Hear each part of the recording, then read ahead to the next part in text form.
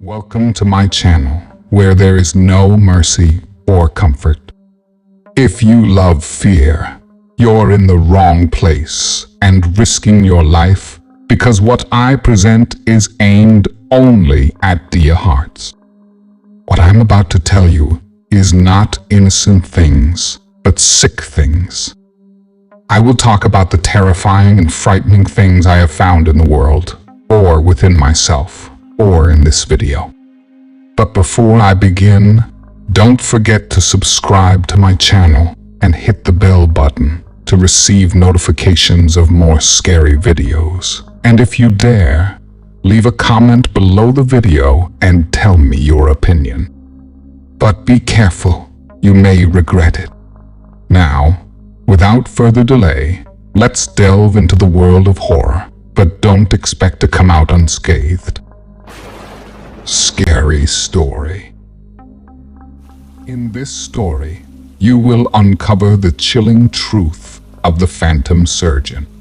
Prepare to be plunged into darkness as you witness a stormy California night, a terrifying encounter with a madman, and a mystery that will send shivers down your spine. Dare to unravel the secrets that lie within? Watch on, if you dare. It was a stormy night in California. The rain was pouring down, creating a deafening noise on the roof of the hospital. The wind was howling, shaking the windows and doors. Power was flickering, causing the lights to dim and brighten randomly. It was the perfect night for a horror story. In room 217, a young woman named Sarah was lying on a hospital bed, hooked to an IV drip and a heart monitor. She had been admitted earlier that day after suffering a severe allergic reaction to some medication. She was feeling better now, but the doctors wanted to keep her under observation for a few more hours. She was bored and restless, unable to sleep or watch TV. She wished she could go home, or at least have someone to talk to. She looked at the clock on the wall. It was 11:59 p.m. She sighed and closed her eyes, hoping to drift off to sleep. She heard the clock strike midnight, followed by a loud thunderclap. She opened her eyes again, startled by the noise. She saw a flash of lightning, illuminating the room for a brief moment. She gasped as she saw something that made her blood run cold. Standing at the foot of her bed was a man wearing a surgical mask and a bloody apron. He was holding a scalpel in his hand, and he was staring at her with a twisted smile. He was the phantom surgeon. Sarah felt a surge of panic as she tried to move or scream, but she couldn't. She was paralyzed, unable to move a muscle or utter a sound. She felt a cold sweat on her forehead, and her heart rate spiked.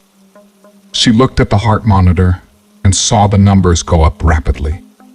She was having a cardiac arrest.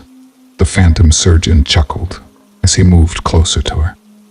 He raised the scalpel, ready to make his first incision. He whispered in her ear, "Don't worry, this won't hurt a bit." Sarah felt a sharp pain in her chest as the scalpel pierced her skin. She saw blood spurt out, staining the sheets and the floor. She felt her life slipping away as the phantom surgeon continued to cut her open. She wanted to scream, to fight back, to escape, but she couldn't. She was helpless, trapped in a nightmare. She saw the phantom surgeon's face as he leaned over her. He removed his mask, revealing his true identity. She recognized him and felt a shock of disbelief. He was Dr. Jones, the head of the hospital, the one who had admitted her and prescribed her the medication. He was the one who had caused her allergic reaction and brought her to this room. He was the one who had planned this all along. He smiled as he said, "I'm sorry, Sarah, but you were the perfect candidate for my experiment. You see, I've always been fascinated by the human body and how it works. I've always wanted to see what's inside and how it reacts to different stimuli. I've always wanted to test the limits of life and death. And you, my dear, were the perfect subject. You had no family, no friends, no one who would miss you. You were alone in this world, just like me. You were the perfect victim for the phantom surgeon." He laughed as he plunged the scalpel deeper into her chest. Sarah felt a final jolt of pain as her heart stopped beating. She saw his face as he said, "Goodbye, Sarah, and thank you for your contribution to science." He turned off the heart monitor and walked out of the room. He left behind a corpse, a scalpel, and a bloody apron. He left behind a mystery, a horror, and a legend. He left behind the phantom surgeon. The next morning, the hospital staff discovered the gruesome scene in room 217. They found Sarah's body, mutilated and lifeless, lying on the bed. They found the scalpel, the bloody apron, and the heart monitor, all evidence of the phantom surgeon's work. They were shocked and horrified, unable to comprehend what had happened. They called the police, who arrived quickly and cordoned off the room. They began their investigation, looking for clues and suspects. They interviewed the nurses, the doctors, and the other patients. They checked the security cameras, the logs, and the records. They searched the entire hospital, looking for any sign of the phantom surgeon. But they found nothing. No fingerprints, no DNA, no witnesses, no motive. Nothing that could link anyone to the crime. Nothing that could explain how the phantom surgeon had entered and exited the room without being seen or heard. Nothing that could reveal his identity or his whereabouts. The police were baffled, frustrated, and scared. They had no leads, no suspects, no answers. They had a mystery, a horror, and a legend. They had the phantom surgeon. Meanwhile, Dr. Jones was sitting in his office, watching the news on his laptop. He saw the reporters talking about the murder in his hospital, showing the pictures of the victim and the crime scene. He saw the police officers giving statements, saying they had no clue who the phantom surgeon was or where he was hiding. He saw the public reaction, expressing fear, anger, and disbelief.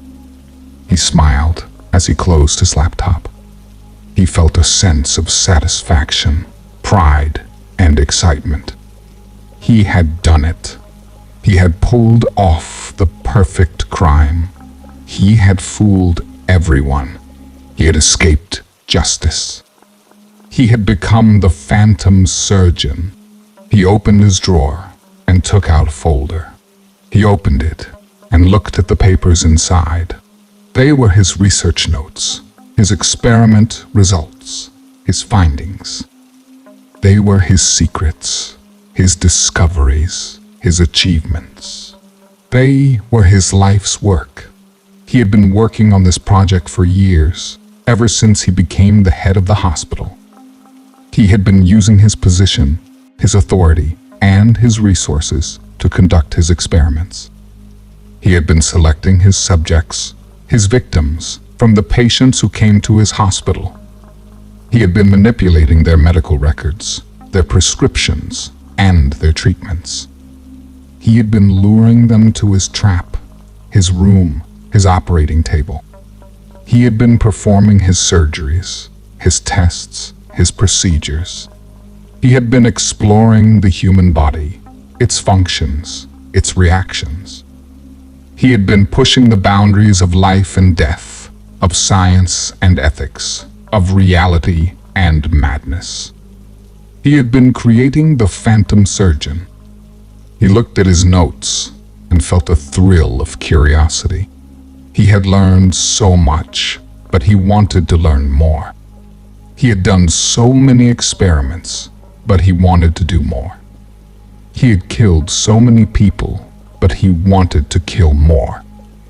He decided to continue his project, to pursue his passion, to satisfy his hunger. He decided to find his next subject, his next victim, his next challenge. He decided to strike again, to kill again, to create again. He decided to unleash the phantom surgeon. He closed his folder and put it back in his drawer.